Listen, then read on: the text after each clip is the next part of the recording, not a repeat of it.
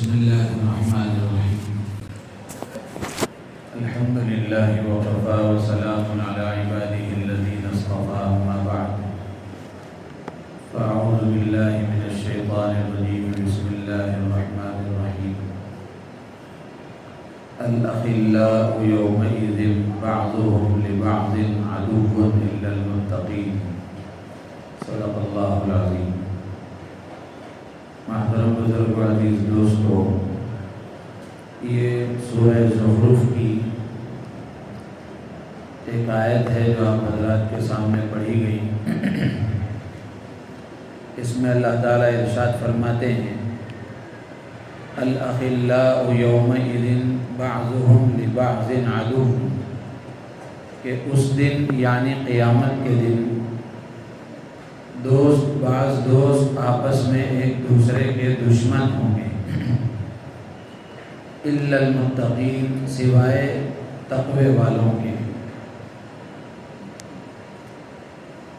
اللہ تعالیٰ اس میں ارشاد فرما رہے ہیں کہ دنیا میں جو آپس میں دوست تھے، ایک دوسرے کے ساتھ تعلق تھا، قیامت کے دن یہ تعلق باقی رہنا تو دور کی بات ہے کہ یہ دوستی دشمنی میں بدل جائے گی. ایک اہم بات یہ ہے کہ کسی کے ساتھ دوستی، دوستانہ تعلقات، کسی کے ساتھ مصاحبت اور کسی کی صحبت، یہ آدمی کی زندگی پر بڑا گہرا اثر ڈالتی ہے. اسی لیے اللہ کے نبی علیہ السلام نے حدیثوں میں صاف ارشاد فرمایا المرء علی دین خلیلہ، کہ آدمی اپنے دوست کے مذہب پر ہوتا ہے. یعنی دوست کی جو عادتیں، دوست کے جو اخلاق، دوست کے جو اعمال اور اس کے عقائد ہوتے ہیں، وہ آدمی اختیار کرتا ہے. اس لیے اللہ کے نبی نے فرمایا فَلْيَنْظُرْ أَحَدُكُمْ مَنْ يُخَالِلُ، تم میں سے دیکھنا چاہیے کہ آدمی کس کو اپنا دوست بنا رہا ہے. دوستی یہ انسان کی مجبوری ہے، انسان کی طبیعت اور فطرت اللہ نے ایسی بنائی ہے کہ انسان تنہا رہنا نہیں چاہتا، بلکہ کسی کا ساتھ چاہتا ہے، کسی کی صحبت چاہتا ہے، کسی کے ساتھ تعلق چاہتا ہے. تو یہ اسلام فطرت کے مطابق دین ہے اور فطرت کے تقاضوں کو پورا کرنے والا دین ہے. تو اس لیے اسلام کی تعلیم یہ ہے، اسلام دوستی سے منع نہیں کرتا، کسی کے ساتھ تعلق قائم کرنے سے منع نہیں کرتا، کسی کی صحبت سے منع نہیں کرتا، بلکہ اسلام کی تعلیم یہ ہے کہ آدمی جس سے دوستی کر رہا ہے اس کو اچھی طرح دیکھ لے کہ اس کے ساتھ تعلق، اس کے ساتھ دوستی اور اس کی صحبت سے میرا آخرت کا فائدہ ہوگا یا نقصان ہوگا، میرا دین کا فائدہ ہوگا یا نقصان ہوگا.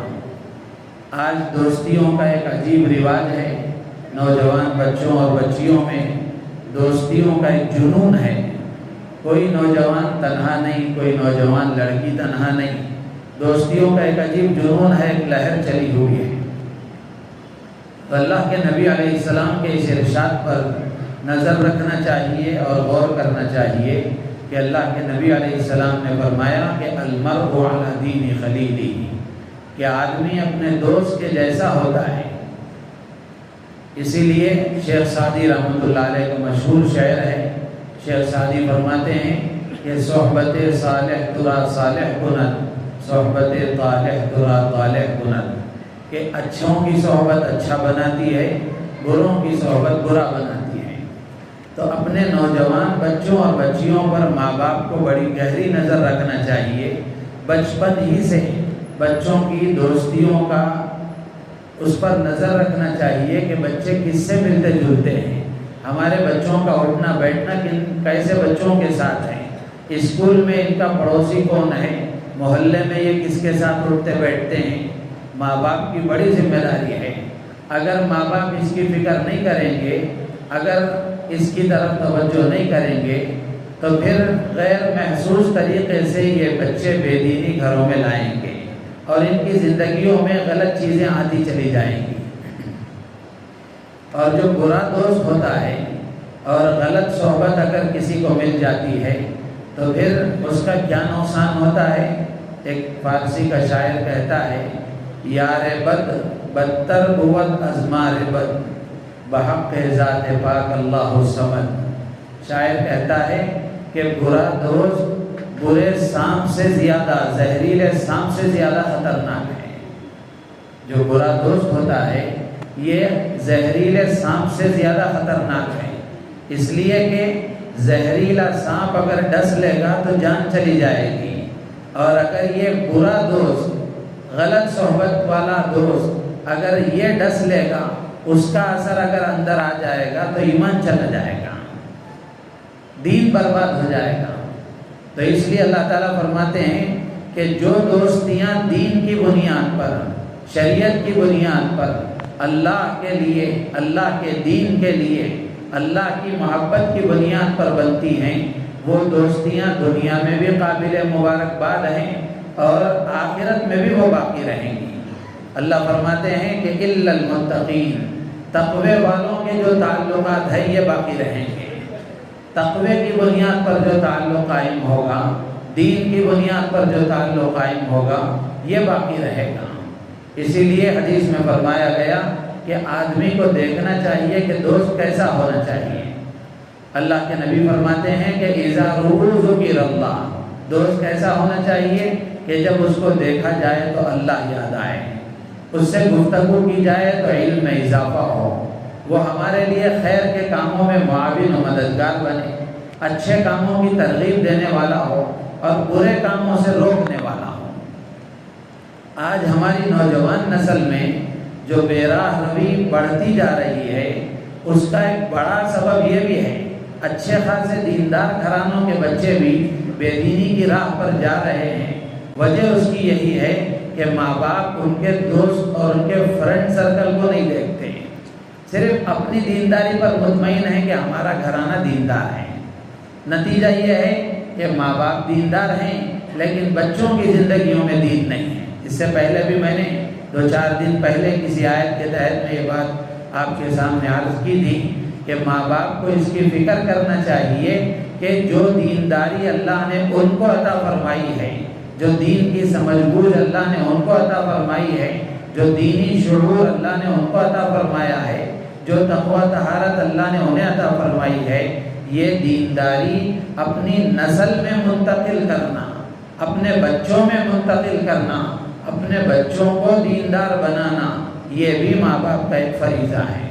اس کے لیے ایک اہم اور ٹرننگ پوائنٹ ہوتا ہے کہ بچوں کے دوستوں پر نظر رکھی جائے، بچوں کے تعلقات پر نظر رکھی جائے، اور نوجوانوں کو بھی چاہیے، چھوٹے بچوں کو بھی چاہیے، بطور خاص لڑکیوں کو، نوجوان بچیوں کو چاہیے کہ وہ دیکھیں اور غور کریں کہ ہم کس کے ساتھ تعلق قائم کر رہے ہیں، یہ تعلق کیا نفع دے گا ہمیں، کیا ہمارا فائدہ ہے اس میں، دینی فائدہ ہے، دنیاوی فائدہ ہے، کس طرح کا فائدہ ہے، اچھی طریقے سے غور کرنا چاہیے اور دیکھنا چاہیے۔ تو اللہ تعالیٰ فرماتے ہیں کہ اگر دین کی بنیاد پر دوستی قائم نہیں کی گئی بلکہ غلط صحبت مل گئی یا پھر غلط دوست مل گئے تو قیامت کے دن آدمی پچھتائے گا۔ قرآن میں اللہ نے دوسری جگہ نقل کیا ہے کہ آدمی کہے گا یا ویلتا لیتنی لم اتخذ فلانا خلیلا، آدمی افسوس کرے گا کہ کاش میں فلاں کو دوست نہ بناتا، فلاں کے ساتھ دوستی نہ کرتا، کہ اس کے ساتھ دوستی کرنے کی وجہ سے میری عادتیں خراب ہو گئی، میرا دین برباد ہو گیا، میری عزت خراب ہو گئی، میرا نام برباد ہو گیا، اور میں اللہ سے دور ہو گیا، اللہ کے دین سے دور ہو گیا، اللہ کے احکامات سے دور ہو گیا۔ تو اس لیے دوستی یہ فطرت کا تقاضا ہے، انسان کی طبیعت کا تقاضا ہے، لیکن ہونا چاہیے دین کی بنیاد پر، اچھائی کی بنیاد پر، تو پھر یہ دوستی آدمی کے لیے کام آئے گی، دنیا میں بھی کام آئے گی، آخرت میں بھی کام آئے گی۔ اللہ تعالیٰ سے دعا ہے اللہ تعالی ہم سب کو ان باتوں پر عمل کی توفیق عطا فرمائے اور ہم سب کو اچھی دوستی اختیار کرنے اور اپنے بچوں کی صحیح نگرانی کرنے کی اللہ تعالی ہمیں توفیق عطا فرمائے۔ تمام حضرات بیٹھے رہیں، قرآن پاک کی تلاوت بھی کی جائے گی، قرات کا مظاہرہ ہوگا۔ قرآن کی تلاوت سے ایمان بڑھتا ہے، دلوں میں نور پیدا ہوتا ہے، اللہ کی محبت پیدا ہوتی ہے، تو اس لیے بیٹھے رہیں، انشاءاللہ بڑا نفع ہوگا۔